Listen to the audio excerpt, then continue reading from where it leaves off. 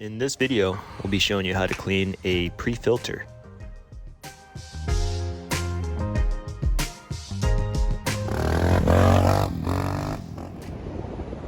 What's going on YouTube? This video, I'm going to be showing you how to clean a pre-filter. I couldn't find any YouTube videos on how to do this, so I'm going to show you my technique on how to do it. If you have your own personal technique, feel free to comment below.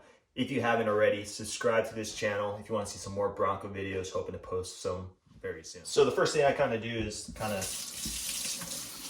rinse some water through it. What I usually do is I put a hand inside and outside, and I just kind of like wash my hands, and I'm just kind of getting all that sand, that fine stuff that's in there, and I'm just kind of trying to get most of that off. Just Dawn dish soap, kind of spray onto it like so. Spray inside as well. And what I'm going to do is I'm going to let this sit for about a minute, maybe 30 seconds. All right, so after letting that sit for a little bit, again, put your hand inside here and outside. We're just going to kind of wash our hands kind of like normally here.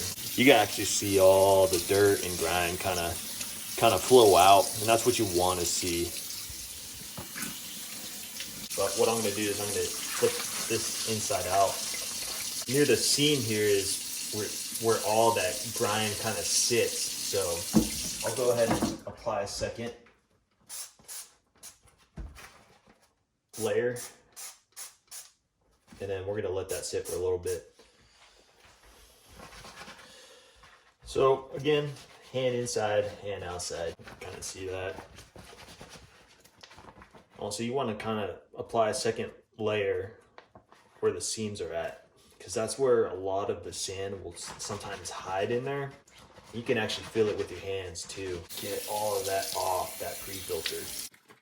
What I typically do, if it's sunny, let the light steam through it, and you can see there's still a little bit of dirt grime in here.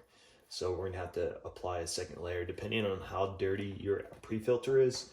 One application might be efficient, but sometimes when you get into like mud and sand and it's, you know, kind of a wet day, like, you know, on a beach, then a second application is actually recommended.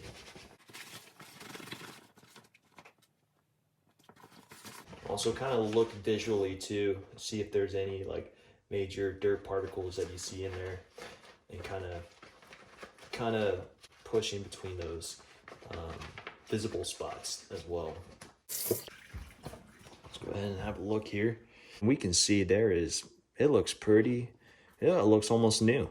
I'm not seeing any major dirt particles.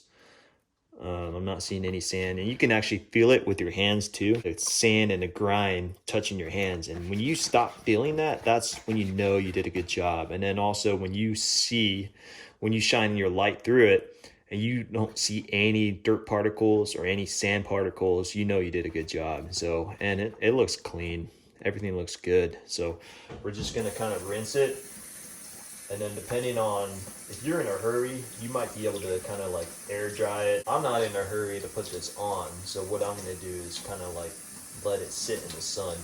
So at this point, you just want to look closely at the seam, make sure there's no sand or grime left, and you're done. This technique will work on any pre-filter, whether you're running on an RC car, ATV, UTV, any pre-filter. This technique will work, and this is how I do it. In this situation, I'm just going to let it air dry overnight. I hope you find this video super helpful, and make sure you like and subscribe.